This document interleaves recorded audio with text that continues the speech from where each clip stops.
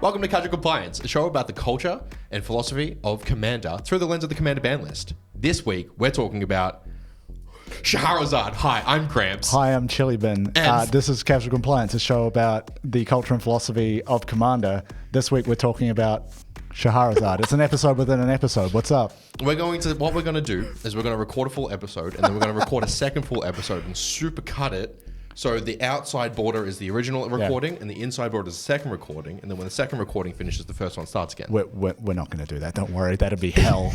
That'd also be hell for me editing it. The upside is that is what Shahrazad is. Let's go straight into talking about the card. You've had it explained to you in the context of a video, but Shahrazad is a 2 white. And now this was an interesting, the white pips are the cum stain white pips, not the cool jaded white pips. Cool. I hope we're past the 30 seconds where we can start talking about cum. Cum. Sorcery. Players must leave game. Fuck. What? Yeah.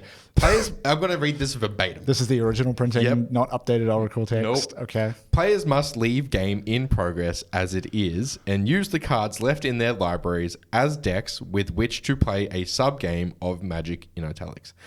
When sub-game is over, players shuffle these cards, return them to libraries, and resume game in progress. With any loser of sub-game halving his or her remaining life points rounding down. Oh my God. Effects that prevent damage may not be used to counter this loss of life. The sub-game has no ante. Cool. Using less than 40 cards may be necessary. Okay. Yeah, I think it might. Okay, can you now give me the current Oracle text for Shahrazad? I'm going to scry for Shahrazad quickly, just so I can give that. Because there's a lot of weird language in that, and I'm curious to see how that has morphed. The issue, though, that we have, it's Shahrazad, not Shahrazad. Okay. Which is the hard thing. Shahrazad is how everyone says it. Yeah. It's Shahrazad. Shahrazad. So it's only ever been printed that way. Yeah. But Scryfall has updated text. There would be current rules templating applied to it. I guess for MTGO or something. I mean, there's nothing that is legal, and so it can't even be played there. Yeah. It's players play a Magic sub game using their libraries as decks. Yeah. Each player who doesn't win the sub game loses half their life rounded up. Okay. That's it. What would happen if you entered into that sub game and everybody agreed to draw, and then you just go back and nothing happens because there is no winner or loser? Well, no, because that's in what we call an IDW. Incorrectly determining of and we don't want an IDW because if we're IDW in our casual commander format, make sure you pick a real winner. There's no coin flips. Okay, yeah. Otherwise, the judges will find you in your home. So, Shahrazad. I actually, the only reason this card is banned, in my opinion, I haven't seen the ban reason. Okay. I actually, ever since we started the show, I've been excited for this because I think the only reason this card is banned is because of the extra time consumption. 1000%, that's it. But I think that's a conversation you have with your table. Yeah. Which is okay, have you seen the treasure chest subtype of Magic the Gathering? Treasure Cruise. Treasure Cruise. Yeah. Imagine having that with curses and soul rings. And one Shahrazad. That'd be the coolest thing ever.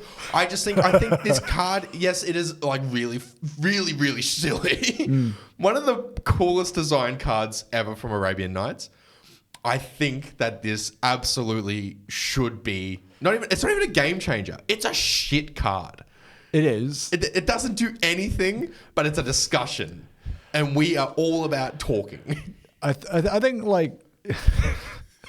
I'm fine if someone wants to have a conversation about rule 0, can I play Shahrazad? Yep. But if it is legal and any game just has the opportunity for Shahrazad, no way am I playing that game. Scene, exterior night, Collins Street, the stairwell up into plenty of games. We sit down at a table and someone plays on turn 15 Shahrazad. Okay, one player does. The staff looks at you, ready to kill you Yeah. as you extend your Now, game. within sub-game number 1, Player 2 plays Shahrazad. We enter subgame 3. It's a 4-person format. It's Inception. We are drilling into multiple layers of subgames with whatever you've got left, but you are halving your life totals as you kick out of them. As an LGS manager, like, hey guys, we're going to be closing the store in the hour. What is this your last game? Well, actually, no. This is our second last sub game of our first sub game. Yep. Yeah. So for example, if Shahrazad was legal, that is 4 people in a game that could cast it. If they're all playing white. Or they've got the ability to copy other players' spells. Oh my god, the Chaostician. Yeah. Oh, yes. Yeah. Okay. Or, what is it? It's a sorcery? Yep. How much does it cost? 4? 2. 2 total? It's white. Fucked. Wait. That costs 2? Yep. Isochron Scepter Shahrazad. Yes. Exactly. No. You get it. Wait. Panoptic Mirror. I was about to say. Panoptic Mirror. Any imprint Shahrazad. Well, no, because you start a new game, you don't take the Panoptic Mirror into the sub game. But it's in your next game. Yeah. So it's just every time your turn comes around, you're starting a new Shahrazad. Yeah. That's horrendous. Hey, you are you 3 people. You're trapped with me now. Oh, God. I'm just like. We've all been in the games where there's board wipe after board wipe, and it's just over and over. It feels like you're starting again. That's already what happens sometimes. Yep. This is it's like such a hateful version of that. Yes, but if you're allowed to play Wrath of God after Farewell, after Cyclonic Rift, after Day of Judgment, after fucking Damnation, and that's acceptable, and everyone on TikTok who fucking was like, I'm going to play it whenever I want. Yeah. Cool. I'm going to play Shahrazad then.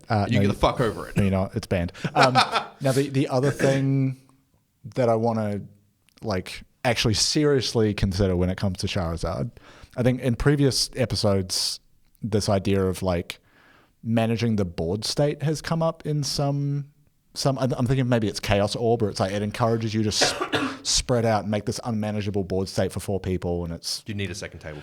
Yeah, like how do you start a sub game of Commander and bring the original board state back? Like, what do you? Well, no, because you would just keep that board state there. Go to another table. You just picking up your libraries. Yeah, or you've got you've got multiple tabletops and you're just putting it down on top. Hey, Command Fest. No. Command Fest Melbourne, because we'll be there in December. We need to book 4 tables. Minimum. For 4 people. Yeah, it is 1 game of Commander, at least 4 tables. Yep. Everyone's got a Shahrazad. Yep. Unless you also copy spells. I'm playing Azoria Shahrazad. Oh, no. I hate this. So, I mean, why do you think it's banned? Do you think it's banned the same reason I think it's banned? I think it would just, like, in a format that can already take quite a long time to finish a game, it adds time in such a huge way, because you've got to go and play a whole game before you come back to finish the one you started, and might already be 30 minutes in before it happens. I mean, it's cost 2, so probably even less. I think this is a very open and cut one. So rather than our... But also, like, what happens with your Commander? What if you've played your Commander and you play Shahrazad, it's not in the command zone, but you always start a game with your Commander in the command zone. So what the fuck happens with your Commander? Well... if you have cast it and it's on the field, and then you go into a sub game, is your Commander just not available?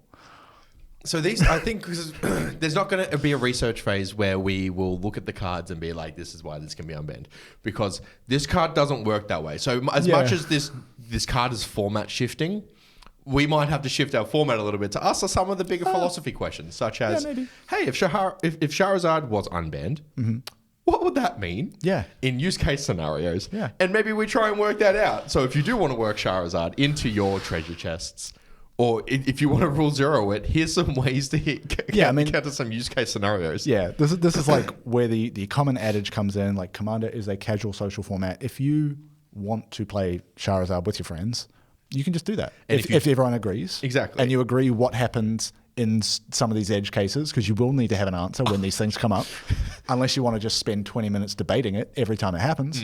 I mean, with the Fast Bond episode that we released, people were in our comments telling us that they had actually played Fast Bond before. So if you've played Shahrazad in a Commander game, please tell us. Or in any format. No, I care about Commander. Well, yeah, but like I'm curious to see how this plays it because like it would be the same problem in any format. Well, because with Commander specifically, your Commander's in the command zone. If your Commander's not in the command zone, what does that mean for the color identity of your new game? Oh, I mean, it's just based on what your library. It's just taking a subset of your deck that you It's taking started. the library that's left, but where does your Commander go?